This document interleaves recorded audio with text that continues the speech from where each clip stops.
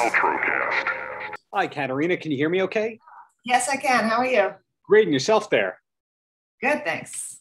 So much I want to ask you about. And we'll start with the other side of the ring. When did you actually wrap filming on it?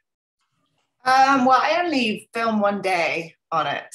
So it was a few months ago. I can't remember the exact date, to be honest. So much has happened. Yeah, sometimes people will be filmed for months and months and months as part of a documentary, and they wind up only using a 20-second clip. So I wasn't sure if that was the case for you, where they followed you around for a long time. They didn't follow me around at all. They just came and did an interview, and that's it. Got it. So I think they did the 4 interviews, and then they used some, other types of footage that they could gather from my careers and that. They didn't have to twist your arm to do it, nothing like that? No. They asked nicely, and I thought, oh, that sounds interesting. Yeah, I think it's, speaking of interesting, I think that your career has been very, very interesting, because when you think about it, you've been on TV most of the last 15 years.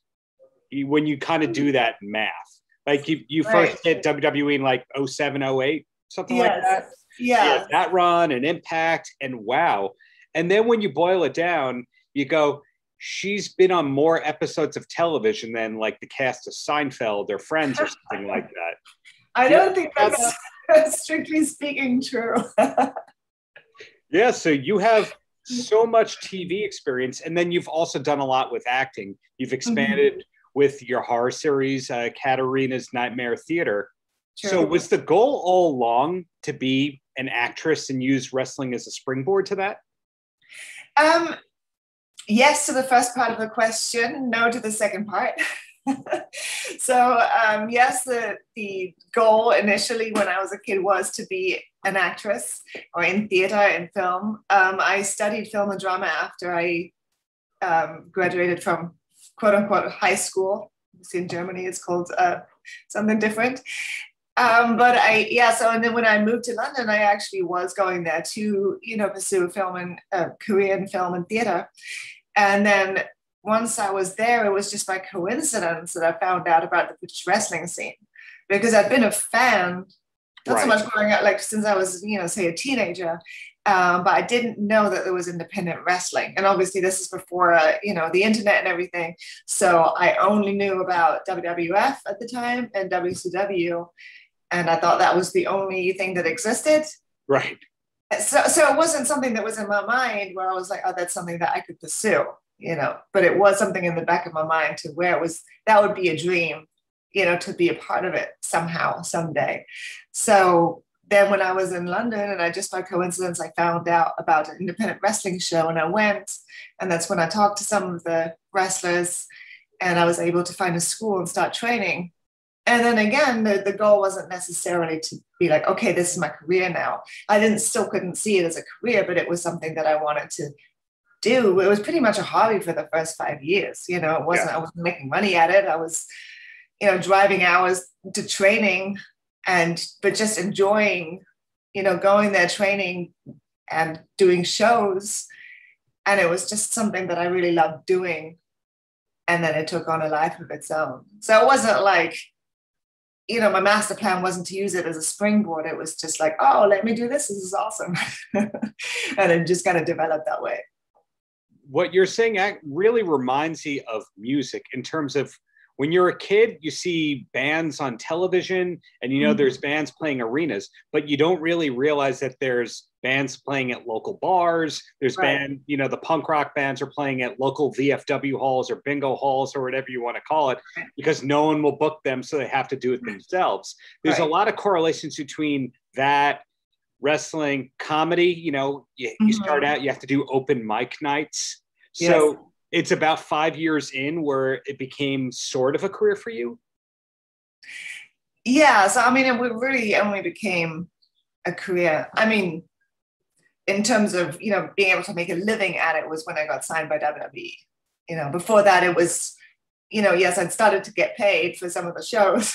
Yeah. But it wasn't like, my full-time job, as it were, in terms of the amounts that I was getting. So, yeah. So the first time that it really was a career and my full-time employment was with WWE. with OVW, where I know you were developed in Kentucky, Mm-hmm. a lot of stories have come out over the years of the rackets or the side hustles that people had to be doing because it wasn't a lucrative thing to be in WWE developmental. You were barely making any money if you were even not just paying tuition. A lot of them were waiting tables at Chili's. Did you have to do that kind of thing where you bartended or Chili's? No, because I was signed by that point. When I was in WWE, I was getting paid a weekly wage, and it was more than enough for me to live off of. You know, I don't need much, and Louisville isn't that expensive. So once I was there, that was that. But before that, yes, of course, I was a bartender and all kinds of things. Got it. So as I talked about before, you've been with a lot of companies. You've been on TV for a lot of time now.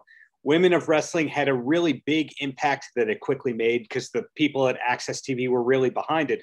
Do you know if it's coming back for another season? I believe it's supposed to. I know they were planning something before COVID shut it down. Yeah. So I'm assuming that once COVID is over, they'll reset and go back into another season. Got it. But I don't have the ins and outs on that behind the scenes, I'm afraid.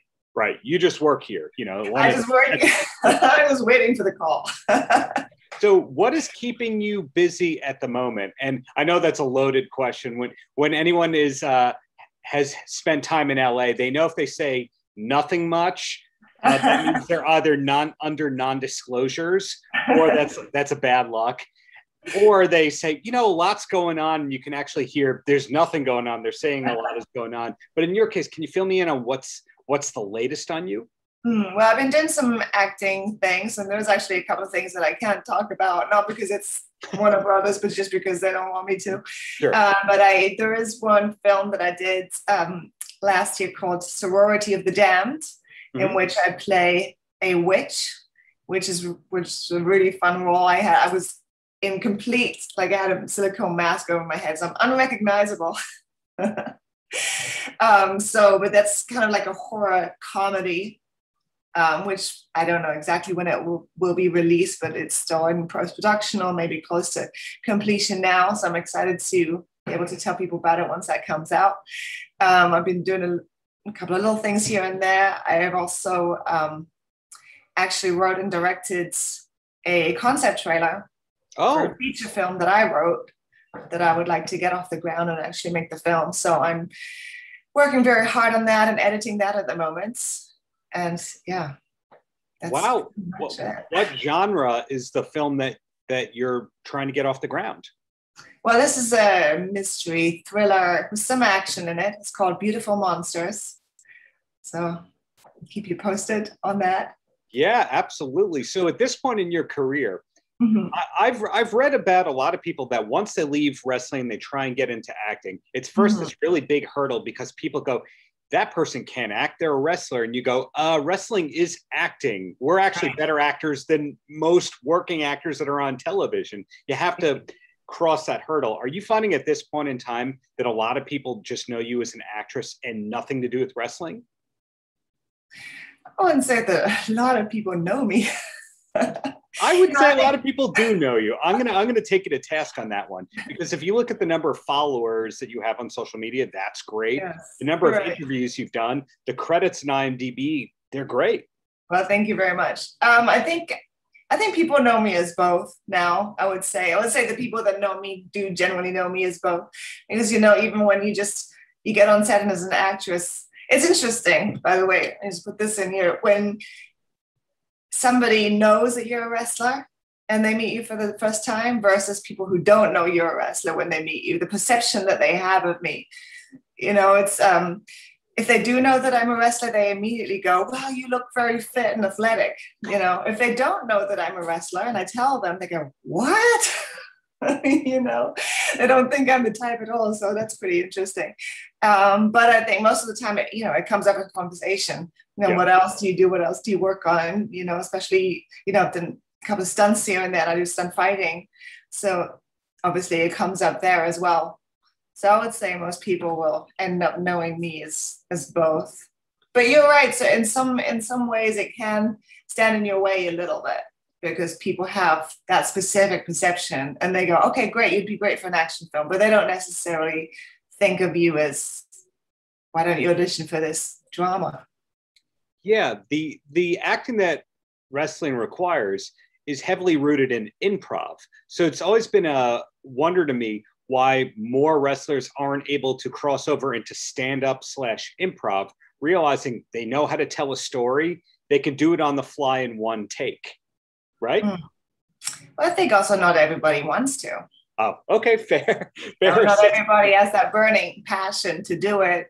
And I mean, there are some differences, I can tell you, and there's a lot more layers to wrestling, and then there's a lot more layers to improv and acting. So I think maybe some people think, okay, we can just cross over and you don't have to do any additional work. Right. But you're going to really have to do a lot of additional work. So maybe that's what it is.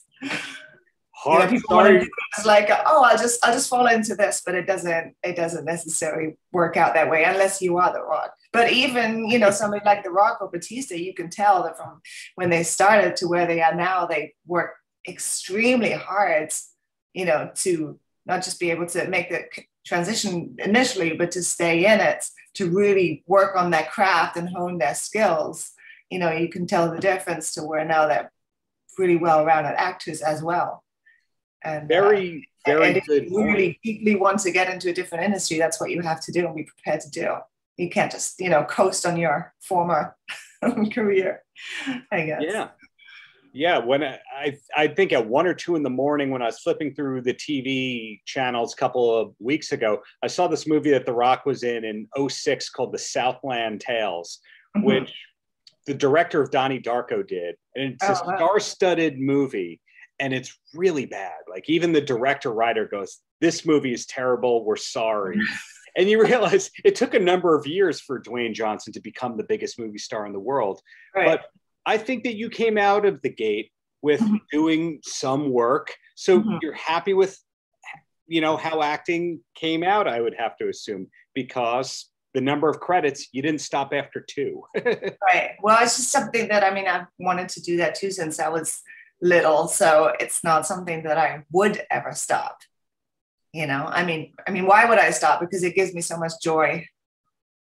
Yeah, well said. Even every day that I spend on set, even just one day when I'm on set, I can be like, okay, I'm glad I stuck to it because it was worth it just for this one day.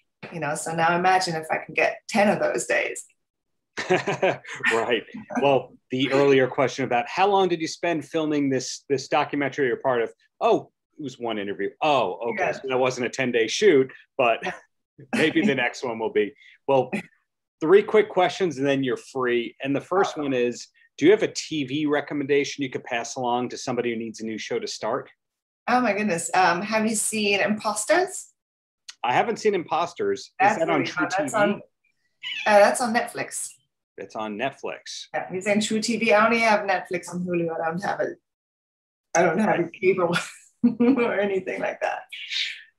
You are concise with your subscriptions. My next question is, I couldn't figure this out. Now I see a piano next to you, but mm-hmm. who are some of your favorite musical artists of all time? Oh my goodness. I really love Prince. He was one of my first favorites, sort of in my teenage years. I still like Michael Jackson's music, obviously. I was a big metal listener back in the day. I love bands like Trivium. Oh, wow. Five Finger Death Punch, that kind of thing. I really go sort of the gamut, And I also, when I grew up, when I was smaller, we used to listen to a lot of musicals at home. So I enjoy, Evita and Cats and those kinds of musical extravaganzas as much as I do, a Backstreet Boys song. So you sound like a festival on the lines of a Vakken, where you can be into the heavy stuff, but then they'll also throw in a couple of lighter fare things, like any European music festival, where the same people will watch the metal and then they'll listen to the 70s R&B artist and then they'll listen to the country thing. So you're in tune with that. You like a little bit of everything, but in a pleasant way. Right. Yes. Every song has its own, special little ingredient. Makes sense. And my closing question, this can include as much self-promotion as you want, and that's any last words for the kids? For the kids. All right. Well, as people before me have said, don't believe that there are any limitations. Find what brings you joy, what you're passionate about, what brings you happiness, and then just go and do as much of that as you possibly can in any way possible. Well said. Well, I'm looking forward to that movie that you talked about getting off the ground and everything else you have coming up. Just congrats on your ongoing success there, Katarina. Thank you very much. Thank you. Take care. You too. Paltrocast.